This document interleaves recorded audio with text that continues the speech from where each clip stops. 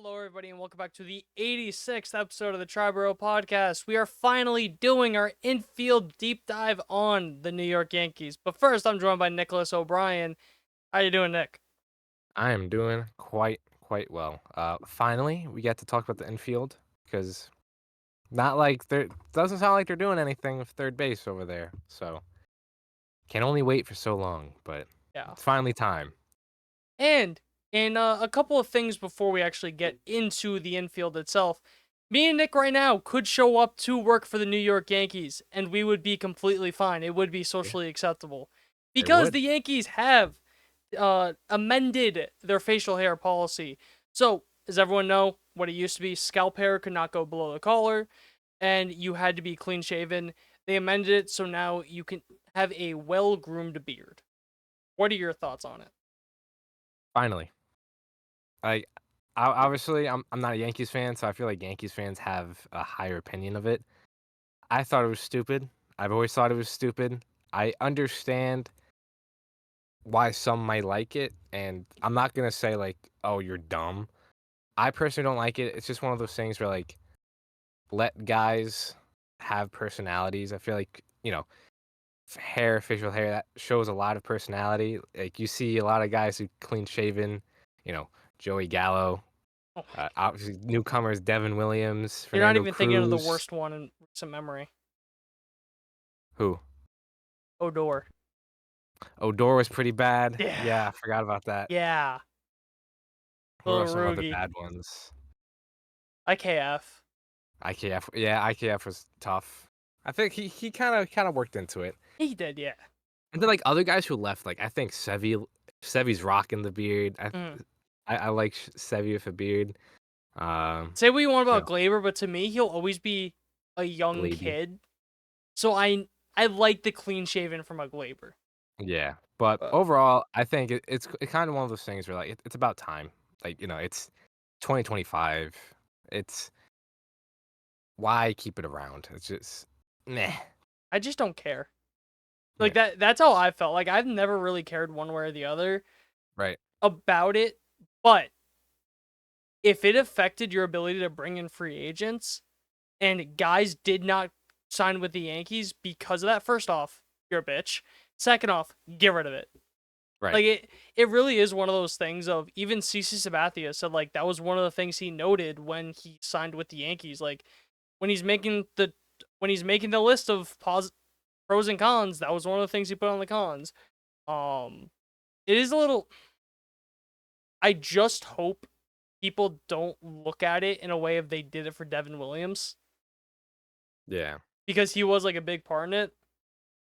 But yeah, I know Cashman also said there was another guy that was a non-roster invitee they were looking at that got dissuaded because of it and didn't Right. go with the Yankees Yeah, spring especially training. for, like, those type of stuff, like, like, the minor league deals and stuff that, like, can actually, help out a team later down the line, like, when Depth. they, like, refurbish. Yeah, Yeah. the depth pieces, like, those guys can easily be like, yeah, like, yeah, say what you want if it's because of the facial hair policy, but they can find a minor league deal elsewhere. That can be easily a make or break.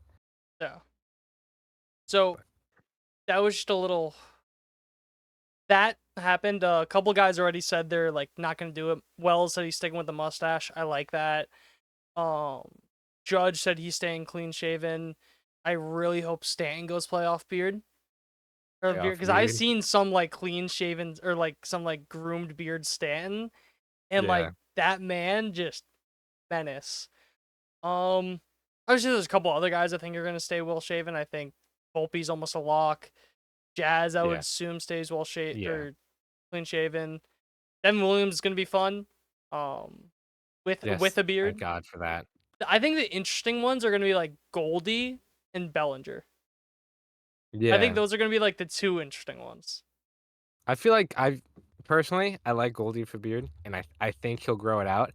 I can see Bellinger kinda leaning into the clean shaven, though. especially with his dad and all that. Right. And He kinda has, like, a legacy there already through his dad, so it's kinda like one of those things, I keep it, yeah, I guess. I But, forget if I texted you this. What about Cole?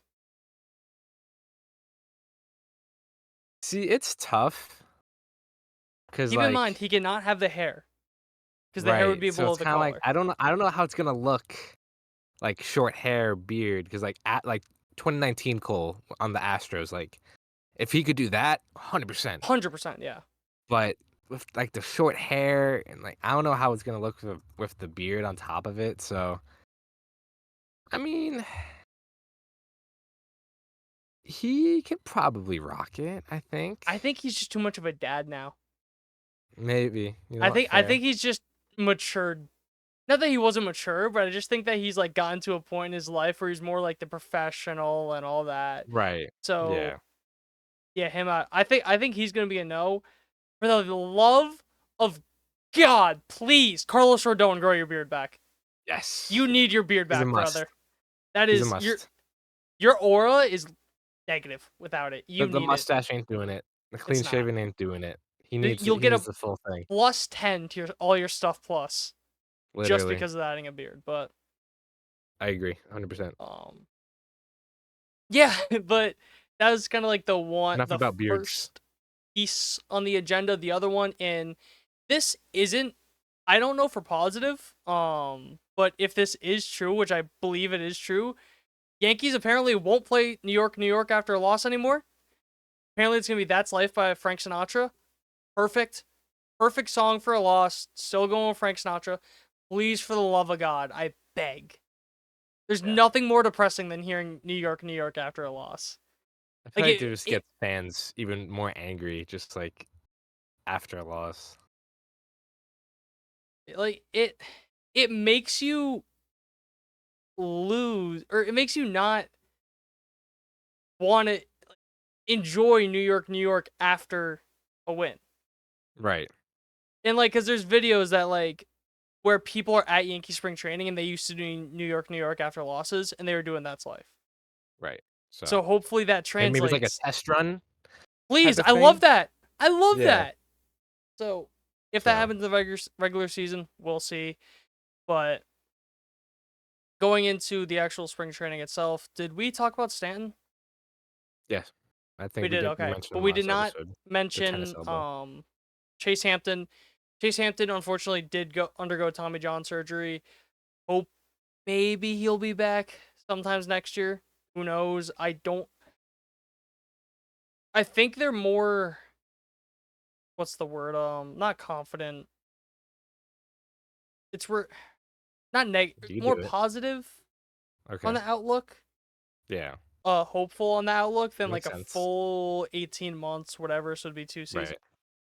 But I think we're getting dangerously close to the what if section Mhm. of like prospects. So I said it when they traded for Juan Soto. If it was possible, I would much rather them traded Hampton over Thorpe and then Schmidt over King.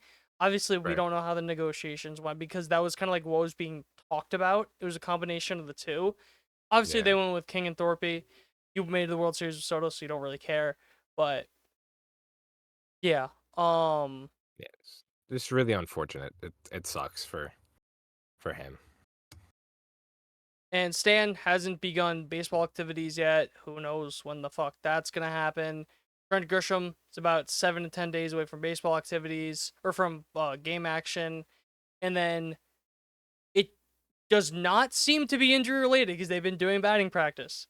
But Aaron Judge and Austin Wells aren't making their debut until March 1st. It is something the Yankees are weird about sometimes, where like Mhm. the stars of the stars are like people they cannot afford to go down. They'll wait on them. Right. It it's weird. I don't know why, but they're just doing Yeah. it. Um yeah, I mean, I'm not complaining. Let Austin, one thing they did talk about is Austin Wells last year, like the wear and tear added up. So if they don't want Right. to add that up over spring training, I get that. I wouldn't Right. even be surprised if they DH'd Wells. Like it was a thing like half the games he DH'd, half the games he caught, because like he doesn't have to work on anything defensively. He Right. is more than okay behind the dish. Like Yeah. it's kind of the same thing with Judge, where they're like, yeah, you know how to play right field. We're not worried about that. We're gonna DH you a little Right. more, just keep you healthy and like keep you off your feet more. Maybe like couple games in right field just to like get the rhythm going Right. and all that. Right. Get your feet wet. I think another thing for Wells too is it might be a good idea to get him some work with new guys. So, like, Max Fried, Fernando Cruz, like, just get, like, in-game action. So, if those pitchers line up in a specific game, maybe, like, catch him then. Then if not, like, he doesn't need to work with Cole. He doesn't need to work with Rodon or, I Clark or think anything like that. probably can Well, work with. maybe Rodon, but that's more of a Rodon problem. But, yeah. Yeah, definitely that could be another thing too, because Freed, they haven't even mentioned when he's gonna start. I know the next Mhm. 2 games he's not starting, Right. so it's gonna be, I believe, Mark Stroman's starting in one of the next 2 here. Brian Hoke get it out. I will get it right now, but no, that could be part of it where they're not doing that. They've said nothing on another. They've said nothing on Cole too. Right. So it's like, and realistically, the only reason that Stroman's been pitching is to try and get the trade value up. Hey, look at Rodon, they're just him. like buddy fixer shit. Right. That's it. Let me have it. Where are you?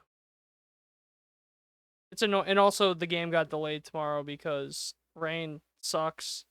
Yeah, so it's Carlos Carrasco tomorrow and then Marcus Stroman on Tuesday. Right. They have not Carrasco announced the next could one. be interesting. Yeah. His velocity is definitely what you're gonna want to keep an eye on. We'll talk more about it when we go over like spring training as a whole, but Yep. Will Warren, hello 6 starter in my opinion. But Yep. and with Clark Schmidt out, maybe hello 5 starter. But getting into the actual reason everyone actually clicked onto this video or Spotify audio, the infield deep dive. I'm gonna start it out with Austin Wells, the catcher, the staple of this infield. Last year, he had a 3.4 WAR season in only 414 plate appearances. He had a 105 WRC plus. He was 96th percentile on fielding run value, and a lot of the analytics are kind of like up and down, about average, whatever. He was 89th percentile in walks though, and this also does include the time when he wasn't a full-time starter, and then the time after he got hit, because he got hit. So it's April 20th to September 3rd is kind of like the range where once he became a full-time starter, once he got hit. In that time, there was 301 plate appearances, so half a season for a regular hitter, 135 WRC plus, 453 on base, 473 slugging. So a very, very productive, about like a 830 OPS from the catcher position. So Huge. very, very productive. One of the things that just like really going into the numbers on him that I noticed is he is not good against the fastball, which is like really weird. He has a -4 run value against the fastball. Well, let me take that out. The numbers themselves weren't the best when compared to MLB averages. He had 189 batting average, 317 weighted on base, 379 slugging. But 222 expected batting average, 360 expected weighted on base, 488 expected slugging. So his actual OPS was 700. His expected OPS was about 850. So that's just kind of like one of the flaws. I don't even say flaws, but kind of one of like the nicks you could have had about him last year. But Yeah, looking at it, it was more a thing of him just getting unlucky more than anything for else. sure. So, Definitely. and another thing too, he had a 45.6 hard hit rate against fastball. Right. So, yeah, I So don't think that's any cause for concerns. One of those things that are going to average out going into next season. yeah. So then kind of the only other 2 negatives I saw in Austin Wells is that he was not good against lefties last year. 59 WRC plus against lefties. We've been saying it. I don't know how many more times we have to say it. If you do not play him against lefties, he will not learn how to hit lefties. I think it's that simple. No, it is. You barely got to see anything against a lefty. Like, they were essentially scared to have him face a lefty, which I think is ridiculous. Yeah. If you truly believe in Austin Wells and you think he's going to be your catcher of the future, you gotta just let him see You some don't trade pitches. Jose Trevino if you don't think that. Right. So going into next season, I hope to God that they're not platooning him, especially given that the backup catcher position is a little scuffed at the moment. Which, yes, we'll get into. But the fact of the matter is, he has to see pitches from lefties in order to get better, in order to understand how it comes out of the hand and recognizing pitches and all that. So that's one of the things that they just kind of need to ride with. Is he going to struggle? Probably because he's had what 100 plate appearances against lefties between his Maybe, 1.25 years, call it. maybe. Right. So they just they just need to ride it out and just give him the leash and let him figure it out himself. Yeah, he And has 72 at bats, 83 plate appearances against lefties in his major league career. and another thing with that too is and of course we'll get into it, but there's a realistic situation where your backup catcher is also a lefty. Right. So you So can't protect him, quote yeah, unquote. but the other kind of thing is I would love to see him pull the ball a good bit more. He only had a Mm, 40.4% pull rate. Obviously, at Yankee Stadium, you want that to go up a good bit, like get to like 45 as a lefty. So definitely. that's one of the things I'm definitely looking at. I really want him to start pulling the ball a lot more. Yeah. But that's all I had about Austin Wells. Just going into a couple other of the options. JC Escara, very weird story. He's 29 years old. He thought he was gonna quit baseball last year. Um, just worked multiple jobs, ended up like still doing it, but this dude rakes. He had a 142 WRC plus in 60 games in AAA last year. Overall, in his minor league season, split between AA and AAA, only 68 strikeouts in 124 games from a catcher. Pretty good. Pretty good. So one of the thing, and he is a lefty. God, I always mix this up. I believe he is because him and Flores I mix up a little bit too much. I know Escar's at least a lefty. I just don't know if he's a switch hitter. Give me uno momento. He is only a lefty. Um, Okay. but he's a lefty, and he didn't have that high of a fly ball rate. If he could get that up, I think this guy's gonna be a monster. Because he had a 36% fly ball rate, which is last year, a 9.4 home run to fly ball rate. Right. So you say that, but he also had a 52.4% pull percent. So he's Mm, pulling the ball a lot. right. He's just not putting it in the air enough. I think that's Yeah. kind of the issue with Escara, that if he could put the ball in the air, he's at 36, call it 41, 42% of the time. I think you have a very, very good backup catcher that will rake. Right. Yeah. And again, backup catcher. Like you don't need him to be all-star caliber. You need him to be competent to at least move runners when he can. Run into like 10, 15 home runs a year. Like if that, depending on playing time. So you're not looking for a lot. You're just looking for competent plate appearances. I'm I look for the Kyle Higashioka types, where they're good defensively and they got pop. That's Right. what I look for in a backup catcher. Yeah, I think that's fair. So yeah, he's obviously an option. Rafael Flores is another guy, 24 years old. He's never been in AAA, so that could be like a knock on him. He is right-handed, so that's something they could like with the platoon. He can also play first base. That's another thing too that like kind of goes in his favor. Either play first base or catcher because they don't have a backup first baseman right now. But he had a 150 WRC plus in Double A and High A last year. Decently high strikeouts, pretty high strikeouts, 25.3% of the time. So that's kind of like the knock on him too. Never was seen as like this elite hitter. 24, so he's, I don't want to say older for a prospect, but He's getting about, there. I feel like yeah, especially with, 25 is kind of like all right, well, because he was maybe it's also in High time. A last year. Right. So it's like Yeah, your age 24 season being in High A for part of it. It's like, right. Yeah, he's probably a little on the older side. yeah. And then the last guy for catcher is Alex Jackson. Awesome defender. Horrific hitter. He is Jose Trevino. If like the dial's at 10, you turn it to like 7. You know what I mean? That's fair. Where Yeah. it's like he's Trevino light. That's Right. realistically what it is, and it's funny that they got him in the trade for Trevino. Yeah, So definitely. yeah, I there's another guy that I'll talk about that could play catcher, but I think more so in the first base section. Hmm. Who do you think ends up being the backup catcher? And it could even be that other person, and we'll get into him more. Yeah. I truly think, and it's obviously way too early to tell, that this is going to come down to a spring training battle. I don't think anyone has the upper hand right now, so I think it's going to be one of the things of, um, you know, who produces the best. The only thing that I will say is that Alex Jackson probably has the leg up because he doesn't have any options. Only because he doesn't have any options, unless the other potential backups like completely blow him out of the water.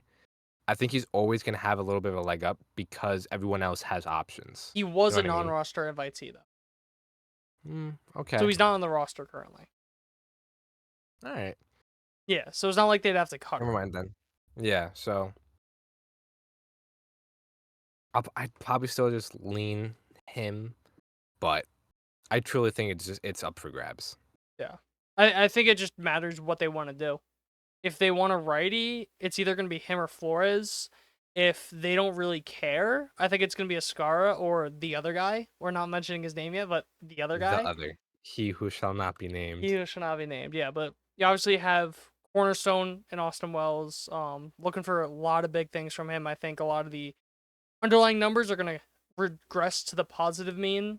So definitely excited for that. But a guy that I also went deep into his analytics, Paul Goldschmidt. He's projected for 25 home runs, a 116 WRC plus, and a 2.2 WAR. Hell yes. If you could get that from 49-year-old Paul Goldschmidt, I am completely on board on that. And I don't have them in front of me, but if you look at all the projections for Paul Goldschmidt, they're all like the same. They all are very consistent of like a over 110 WRC plus. I think Oopsie's at like 107 or something, Yeah. 108. We got But the ATC and both the bat projections have him below 110, but everything else has him above yeah, 110. which is what that's all you need. That's all you need from what they've had from first base last year. And what is so last year, another thing too. Had the down year, whatever. Second half picked it up. He hit 245, 302 on base, 414 slugging. Not that good. Average hitter. But you look at the expected stats. 255 expected batting average, so 10 points up there. 329 expected weighted on base. That is about 27 points higher. 450 expected slugging, which is 36 points higher. So they're not saying much better, but they're saying a decent bit better. He Right. should have been than last year. And another thing too is that ballpark wasn't the best ballpark for him. It Mm, wasn't.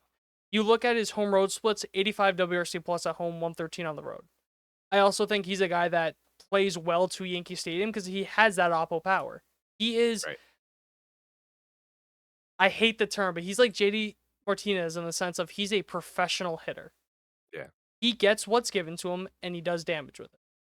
So that the big thing too that I'm looking at is his righty lefty splits. This team could not hit lefty for a lick of them last year. Last year had a 134 WRC plus against left. That's very big. Hopefully you continue that. Only 88 versus righties. Maybe I don't know. Hopefully you can try and get that up. Yeah. I'm not gonna If he's pretend at like least I average against righties and yeah demolishes lefties, I think you're in a good spot. yeah. And one thing that I don't think I've ever mentioned when talking about Paul Goldschmidt, and I really should have, just how durable this guy is. He Do you know? posts. Don't look at the stats. Do you know the last time he played less than 150 games? COVID. Are you counting COVID? Not counting COVID. Don't count COVID. I'm gonna go with 2021. Further back. Damn. 18. Further back. Damn. 15. Further back. Damn. His rookie year? 2014. Okay. I was So right it's there. been about 10 years, take out COVID, since he's played less than 150 games. Right. That's a big thing too, where they've dealt with so many injuries at first base over the years. Think about Luke Voigt, Anthony Rizzo, DJ LeMahieu. They going back to like 2018, even 2017, when you think of Greg Bird too, they've dealt with so many injuries at first base. Right. And he's a guy that at the very least is going to go out there every single day. Right. And I think that So, that helps, even especially from a manager's perspective, that like no matter what, if he's struggling, if he's hot, like he's gonna be able to play. So you can always pencil him in that lineup. And I think that that's a lot from for managers and then just players on the field to have that consistency at that position. Because the other thing too is first base, I think, gets dragged on a lot from a defensive standpoint, but I think from, another fielder's perspective, it's nice to know who's gonna be receiving, obviously. So, like, with all the turnaround that the Yankees have had at first base, it's nice to know for at least this year that Paul Goldschmidt is gonna be there for 160 games. an above So average defender too. I don't right. think he's like this elite defender that he used to be, but like I can see him being like a No. 70th percentile, Mhm. 75th percentile fielding run value Yeah. guy, like a decently Obviously above took a step average. back this year, but every other Yeah, year, I mean, been surprisingly, awesome. 2022 was He was so weird. dreadful defensively, I remember but looking at his defensive numbers. They're so weird. every other year, I mean, He's awesome. way above average. Yeah. Yeah. And the reason he wasn't talked about as elite of a defender as he was at first base is because he was the third best defender at first in the National League. Right. When you had Rizzo and Freeman, who were both platinum glove candidates. Yeah. So it wasn't even a thing of him. It was just that you had two guys that were better defensively. Really good. So, but some of the things that do concern me is his walk rate did go way down last year. Like I said, he had a 302 on base. A lot of the underlying numbers have gone down 3 straight years. The barrel percentage, K percentage, walk percentage, whiff percentage, chase rate all have gone down. So that obviously is concerning, but it's not nothing that all the projections love him. You know what I mean? His Yeah. projections are so wonky, but it's a thing of if every single one of them likes him, Right. then I want to know what they're seeing. Yeah. Because I think he could still be a productive first baseman. Absolutely. He's gonna So be miles better than what the Yankees have gotten the past year. I'll get But into that. Trust me. even with, like you said, the numbers declined year after year, all of them are still like the quality of contact wise, all is still way above He average. still Like crushes the top ball. quarter of the league. Still crushes the ball. Absolutely. So I think that's when, especially for a guy who's 37, the fact that he can still kind of hit the ball hard is extremely promising. And that's probably something the projections like a lot as well. My only worry is that he's selling out for power. Right. That'd be Which my only worry, but maybe. Right. yeah. Then again, you're paying him $12.5 million. It's a 1 year deal. He sucks at the deadline. Bye bye. You Right. know what I mean? Yeah. So, but if he sucks, a guy that could potentially be his replacement is thou who should not be named Ben Rice. I do not. I'll say this now. I do not care where it is. Ben Rice has to be on the opening day roster and get relatively consistent playing time. By that I mean like he has to play at least 4 out of 7 days a week, at minimum, in my opinion, because you got three places you could play him. DH now that Stan's probably not going to be ready for opening day. Catcher and first base, because Ben Rice, people forget, came up as a catcher. He was doing a lot of catcher drills this spring training. So, and when he did play in games, he has been playing at catcher. So that is kind of something they're looking at him for. He just has to. It, it's crazy to me that like people are writing off Ben Rice, but he is so unlucky. I swear to God, this dude roasts the ball, and you look at it. Or one thing before I get into that, projections on him are so weird because a lot of the projections have him at like 11 games, and then one of them has him at 110 or something like that. Are you looking at it now? Yeah, I'm looking at it now. It's 11, so 11, 114, 11, yeah. 19, 19, 19, 19, 11. Yeah, but the one they had him at about like a 110 WRC plus, just as kind of like an aggregate. But a lot of people forget that he went to Dartmouth. It's an Ivy League school, so well, I didn't even know about this, but Ivy League schools took an extra year off because of COVID. So he Oh, missed the 2020 baseball season and the 2021 baseball season. That's why oh he was a shit. late round draft pick. So he didn't play 2 professional years in baseball. His first full year in because I think he played like 20 games in 2021 for the Yankees. Whatever, just he hasn't played baseball in 2 years. Like that's not gonna really be that fair of a thing. But Right. 2022, 133 WRC plus, 11.5 walk rate, 16.9 strikeout percentage, 50.3 pull rate. 2023, 183 WRC plus, 13.3 walk rate, 18.7 strikeout rate, 51.6% pull rate. 2024, 163 WRC plus, but a 174 in AAA, so it did get higher when he went to the next level, and 16% walk rate, 20% K rate, 49.1% pull rate. So he is roasting the ball. I wish there was like hard hit data and like stuff like that in the minors Yeah. because like it is like annoying to find, but this is a guy that doesn't strike out that much compared to league average. He walks a lot more than league average. He absolutely crushes the ball when he hits it, and he's a lefty, and he can play three positions for you. Like, He makes the most sense to fill in the backup catcher, backup first base, kind of like half utility infielder type. He walks, doesn't strike out, he hits the ball hard, he barrels the ball at an elite basis. This guy is a perfect backup slash platoon type player. So yeah, just I was just gonna say for the barrel percentage, he had a 15.6 last year, right. which is elite. So I am so in on Ben Rice. The what was I gonna say? I love that he is a to me he is the perfect inverse of Oswaldo Cabrera. Where Oswaldo Cabrera could play every position on the diamond except catcher and kind of first base. Ben Rice can play catcher and first base. So Right. by having both of those guys on this team, it's a perfect mesh. Holy matrimony.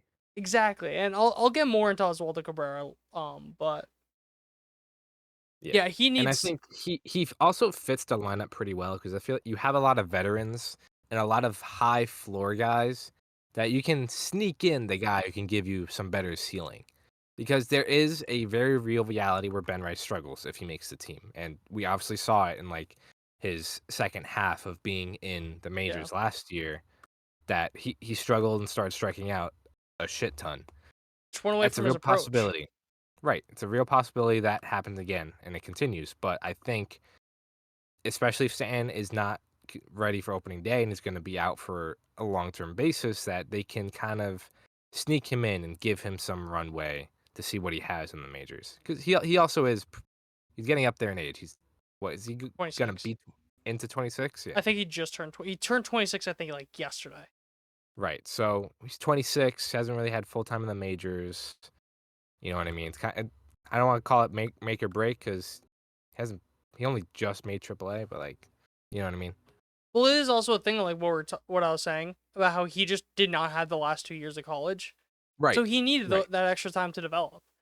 Yeah. So, but every data point that you look at it says that this guy is absolutely going to shred in the major. Right. He should be at the very least should be a above average league hitter, a league above Yeah, average hitter. league above average hitter, Whatever. You get the above point. a- above Ab- league average hitter. Above league average hitter. That's the one. There we go. Um, We're there. yeah, I think personally I would love him as the backup catcher, backup first baseman, now starting DH, but and Right. when you want to give Judge off days, keep him off his feet, put Judge at DH, and if Wells or Goldie's gonna start, okay, then yeah, Ben Rice off the bench. Right. But it would be so perfect if this guy could just play third base or second base. It would Yeah. literally solve everything. It would solve all of our problems. But we can't have nice things, so of course he can't. Nope. But moving on to second base, I I don't think it's crazy to say that I think this guy, at least in the infield, Jazz is the X factor for me. Okay. Because last year, just as a aggregate, because it's annoying, I couldn't find like fan graphs or baseball savant numbers for like Jazz as a Yankee, now with the Yankee. So I got some of them. There was a couple more I wanted to do, but on the season he had 249, 316 on base, 449 slugging, 27 home runs, 35 stolen bases, 3.8 WAR. When he got traded, in 46 games he had 273, 325 on base, 500 slugging, 132 WRC plus, 11 home runs, 18 stolen bases.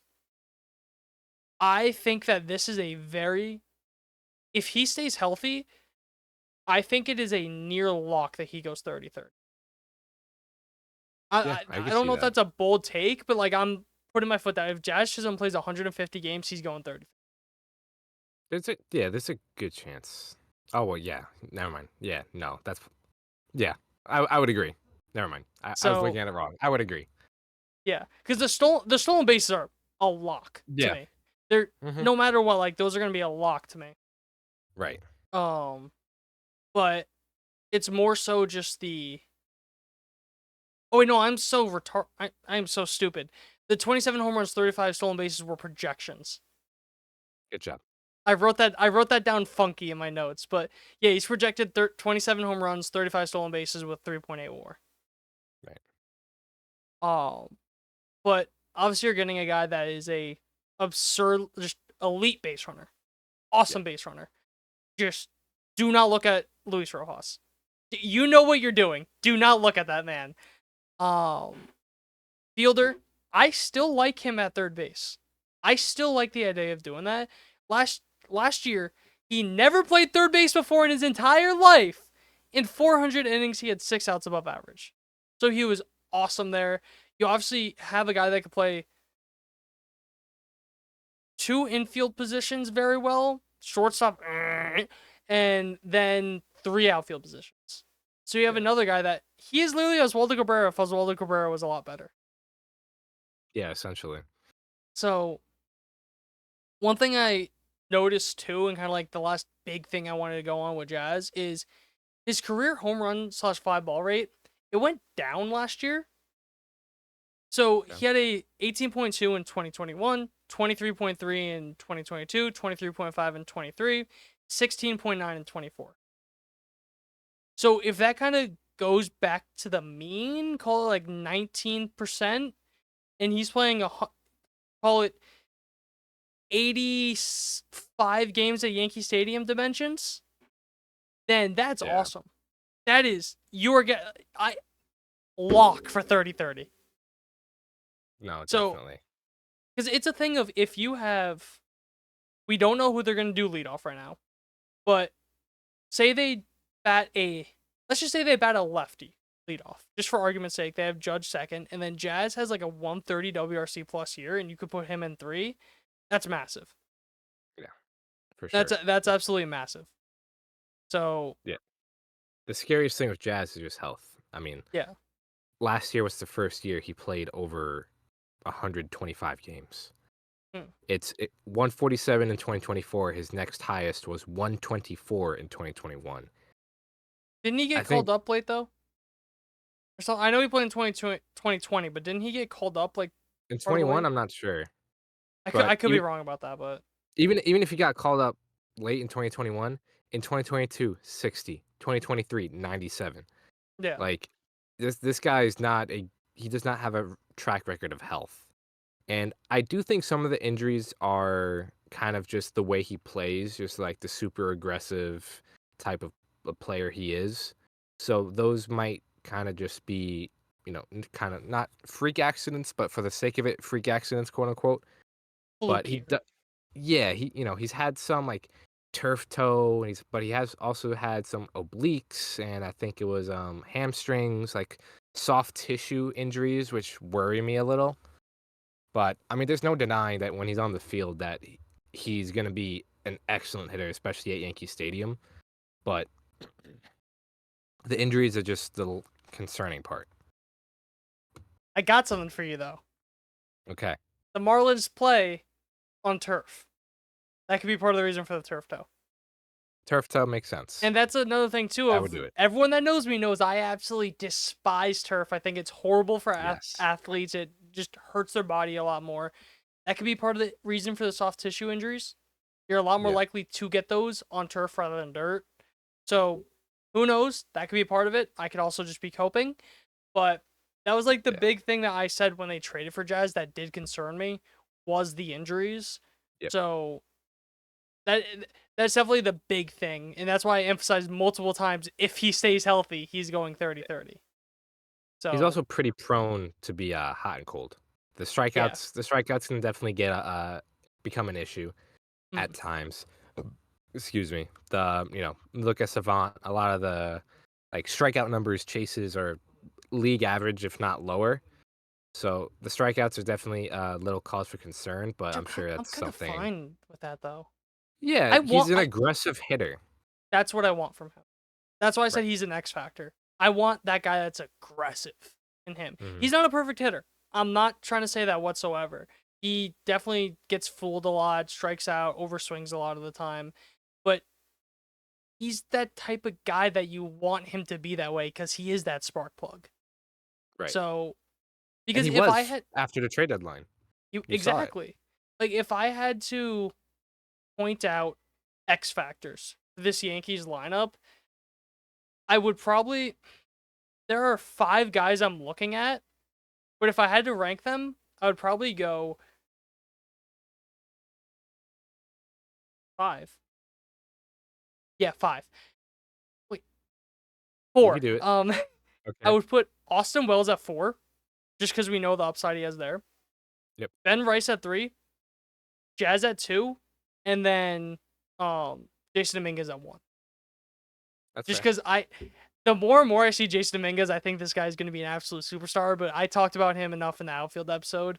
Yeah. But Go check it out if you didn't. definitely go check it out. But I am very excited for Jazz, and even when he's not producing at the plate, still going to be awesome defensively for you. He's still, if he gets on base, he's going to be a threat on the base paths.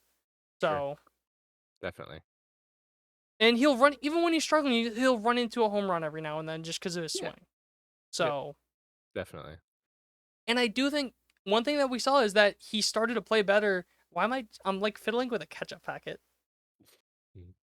Don't open it. Oh, Don't don't explode throw it. it at the wall. Don't do that either.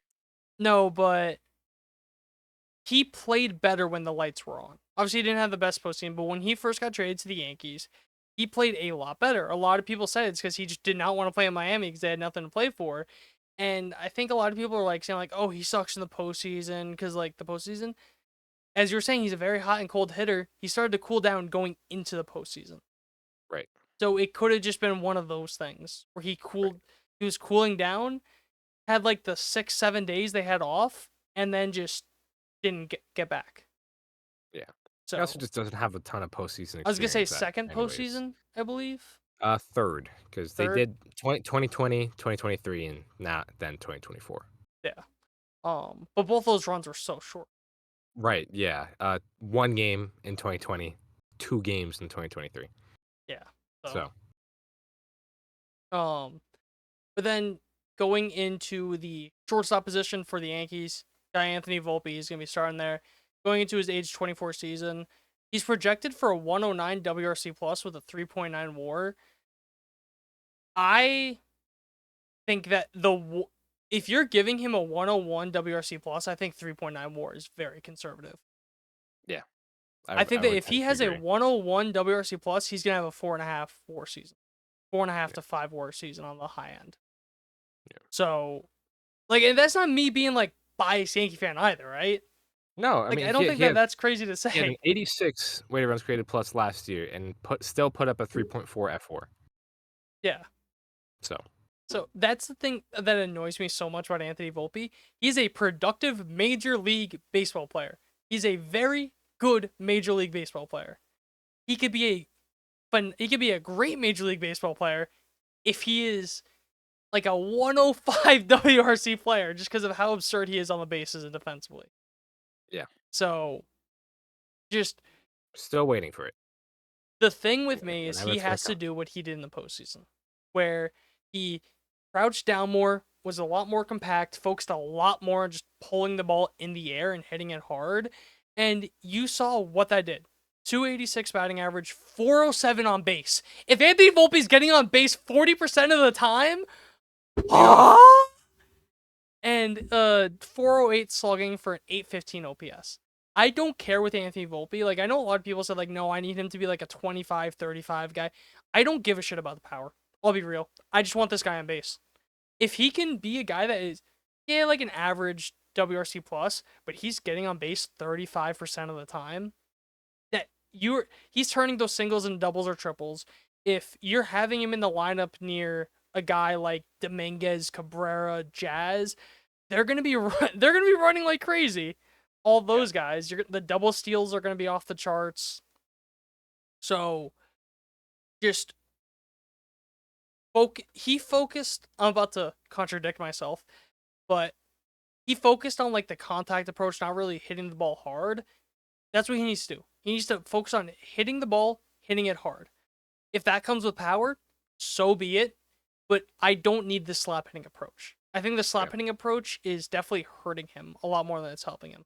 Because very few guys are at the level where they are so insanely elite at baseball that they could be like, no, I'm just gonna hit the ball the other way and not really care. And because they're that good, and we've talked about it before, Yankee Stadium is not a good ballpark for singles. So if you're just trying to like hit the ball the other way, something like that, yeah, it's not gonna work well. But if you're hitting the ball with his power, with his swing, you're gonna run into home runs. You're gonna run into doubles. So I just need him to do what he did in the Yeah. postseason with approach wise. Something Yeah. you've noticed Definitely. in spring training, he's had higher bat speed too than he did last year in spring training. So that could be another thing too. And you saw that like throughout the season when he struggled, bat speed went down. When he was doing better, bat speed went up. So hopefully there's a correlation there that he's focusing a lot more on just hitting the ball hard because shocker, that gives you the best result in baseball. Right. Yeah. So Look, I gotta see it from Volpe. which is I fair. don't. Yeah. My biggest thing with him is I can't trust him to keep an approach. Uh, Look, sure, he made changes in the postseason, but is he gonna keep those changes? You know, the whole chicken parm thing, right? Remember that when he was like, "Oh, he was gonna be the best shortstop ever." Obviously, hyperbole, but that was just like what, a month span, and I think it was like then 2 months. right, 2 month span, then he started to struggle again. I can't trust Anthony Volpe to keep any changes until he does, obviously. And a lot of the quality contact, not great. Uh, Strikes out at a below league average level. He doesn't walk. His offensive profile is very middling, and that's why personally I think that Volpe is the X factor. If he can be a league average hitter at least, that changes a lot from not even his player's perspective, but the team's perspective. If he can get on base at least a 310 clip, because his two major league seasons has not even been over 300 for his on base.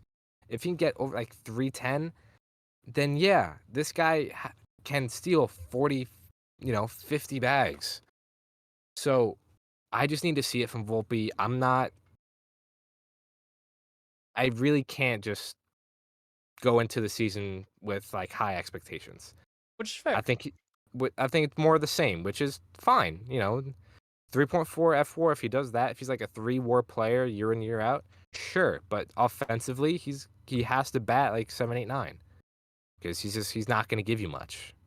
So when it comes to Volpe, he's an excellent defender, but just when it comes to the bat, I really got nothing. I need to see like extended improvement. And it looks like he does have the same approach as he did in the postseason in like the one spring training game. So Right. obviously, fine, small grain of salt. Yeah. But I was gonna say something. What was I gonna say? Yeah, but I was thinking about Volpe for X Factors, but I was more Mhm. so thinking about ceiling when I talked about mine. That's fair. That's Because fair. he doesn't, I don't see him having, like, I think, like, his best year in the majors, he'll have, like, a 115 WRS. If he projects kind of the Right. way that I'm thinking he'll project. Yeah. So, I don't see him as that guy that's going to be an overwhelmingly above average major league hitter. But if you have a 100 WRC plus at shortstop and you're one of the best defensive players in baseball and you're the 8 hitter, by all means, that is a very productive part of your lineup comparatively. Absolutely. So, but Absolutely. then going to third base, I'm not going to go that deep into the guys, but I'm going to talk about the guys. You got 3 people that are really fighting for it, and then you got Jorbit Vivas, kind of the outside looking in. I don't think he's ready. But you got Oswaldo Cabrera, Oswald Peraza, DJ LeMahieu. Before I say anything, keep trade cut. Go. Cut DJ LeMahieu. Oh, Cut DJ LeMahieu. And cut DJ LeMahieu. I think you forgot to say cut DJ LeMahieu. Oh, my fault. Cut DJ LeMahieu. Yes. I don't care what you do with the other two. Cut DJ LeMahieu. To me, there's a very clear pecking order and how it should be. Mhm. Is it should be Oswaldo Peraza DJ. And Yeah. I don't even think Peraza is a good offensive player by any Mm-mm. means. I Mm-mm. just think that DJ is so bad. You have guys that didn't even get invited to spring training that are making him look silly. He's even said that, yeah, I didn't feel good last year. I sucked. I wasn't as good as I used to be. Like, he is so First beyond step is cooked. acceptance. Yes, Like, and like look, I understand from the Yankees perspective and even from, like, a fan watching perspective that, sure, you wanna give him spring training to see if he has anything in him, go for it. But if he's not showing you anything in spring training, by March, by mid-March, he should be off the team because you can't roll into opening day with him as your third baseman and expect to be taken seriously. that's my With thing a too. glaring hole. He would be a glaring hole. That's my thing with DJ too, is that I a lot of people are saying like cut him now. Like, I definitely understand waiting for spring Mhm. just to see on the very, very far off chance he Right. fixed something and found the fountain of youth. There's But no point in doing it right now. yeah, but if call it in like 2 weeks, 3 weeks, you're seeing like middle of March, you're seeing nothing. Bye bye. Right. If he doesn't have a hit by March 17th, then there you go. There's your answer. You know what I mean? It's and it sucks because I don't want to put Cabrera at third because I want him Right. to be It's that rover. But where else are you? I don't trust anyone else to do it, and even him I barely trust. Just because I don't. right. I The think he has Yankees upside, but he really hasn't dropped the shown it. ball at third base. They completely just did not solve anything. Not even from a depth perspective. I don't think you can say anything about third base. They Brendan Rodgers signed a completely minor league deal. ignored. Why didn't they do that? Yeah, that's That bad. that doesn't make sense to me. Like The a guy Yankees like should have that, been all over that. Again, minor league deal. If he sucks, oh well. it's a minor league deal. Right. But I think we talked about it last week. Just for this year and going to next year, in the foreseeable future, I feel like the Yankees have not prepared themselves for third base. Maybe Vivas is the answer, but if he's not, they don't really have like. Correct me if I'm wrong. They don't really have another option. Maybe they Like, trust Jazz enough to go to third and then something then second. who plays second? That's that's part of the issue. One of third base, second base I is going to can't Ben be Rice on no Phil. third. It would solve everything if It, Ben Rice just knew how to play is third, dude. Jazz a free agent after this year or the next year? He has 2 more years. He has 2 more years. All right, so at least you have that. Yeah. But in the Jazz Chisholm area of the Yankees right now, they don't have a viable option for whatever position he doesn't play. But Torres is a free agent next year. Next, sure, sure, but you should have just re-signed him this year. But that's besides the point. No, it's They not completely besides the dropped the point. ball. It is part of the Well, it point. is the point. Yeah, It's just but a like guy the that whole I would. third base discussion, I feel like you can just cut out the players and just look at the organization and just you failed. You did not address this position whatsoever. and that is unforgivable. Like, is it gonna make you break the team? No, but this American League is so mediocre that the Yankees can run away with it. But even if it's not a lot, you're giving other teams that chance of catching you when you could just blow them away by getting a viable third baseman. And it's also a thing of, I'm not saying make a big swing, trade for, I don't know, Brendan Donovan. I'm not saying that. Which, at the trade deadline, if they do nothing, that could maybe be realistic. But I'm just saying, like, Jose Iglesias. What do you think Iglesias is getting at this point? Yeah. He might have to settle for a minor league deal. Like, that's what I mean. Like, he's not going to get much. And at the very least with Iglesias, last year, like, say what you want about batting average, stuff like that, but if he's like your 8 hitter and he has like a solid batting average, plays solid defense, and you could even talk about this too, he had good numbers with runners in scoring position. So you Absolutely, he was have that. clutch. He was You have clutch that as in the hell. back of the order. Like, I don't care if he's not last year Jose Iglesias. If he is a average to a little bit below average major league bat, that's better than what you have. So it's more a thing of, you're gonna spend nothing on that, and at least you're like, because you're saying addressing the position. Jose Iglesias may not be the sexiest move, but it makes them better. It addresses the position, Right. at least until something else can happen. Sure, it's putting a Yeah. band-aid on it, but it gives you time to address it when prices go down at the trade deadline, Right. all this. So, Yeah. Like, if you again, I'm staying on Jose Iglesias. If you get 2022 Jose Iglesias, where he hit 292, a 328 on base, a 380 slug, it's a 1.3 F4 season. I think that's better than what you have right now, very much so. and that's Very not a lot. much. So, It's not a lot. one thing I did for the math is I looked at the projected WAR for the Yankees infield from this year compared to what it was last year. Last year at catcher, they had a 5.1 WAR, fifth best in MLB. That, for last year's, that includes backup. For the numbers that for projections, that does not include backups. So that was fifth best in baseball. They have it at a 3.3 WAR this year, a negative 1.8 drop. That, I think that's just because they have no idea who the hell is going to be the backup catcher. Um, then first base. Do you know what their WAR was last year? Was in the negatives? Yes, negative Uh, 1.2, yeah, the that sounds fourth about worst right. in MLB.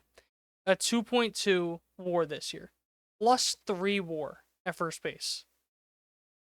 Last year at second base, they had 1.7 WAR, 17th best in baseball, 3.8 projected this year, plus 2.1.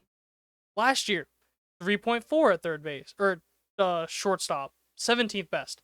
This year, 3.9 projected. That is plus half WAR. Third base last year, 3 WAR, 13th best, 1.2 this year, minus 1.8. So you see a sizable drop off in third base. Catcher, I think, is just because they'll fix itself, whatever. I'm not concerned Yeah. about catcher. But even with that gaping hole at third base, they're still projected for 2 more WAR from the infield. Right. So, and that doesn't include backups. So that is why they just have to get a third base. Because you could be going from like a +2 WAR to like a +2.5, 3 WAR. And Yeah. that makes you sizably better. Especially And if I you're think getting an increase. go for it. Yeah. You're going to get an increase from the pitching staff, from starters and relievers. Outfield, Definitely they're probably going to go down by like, 2.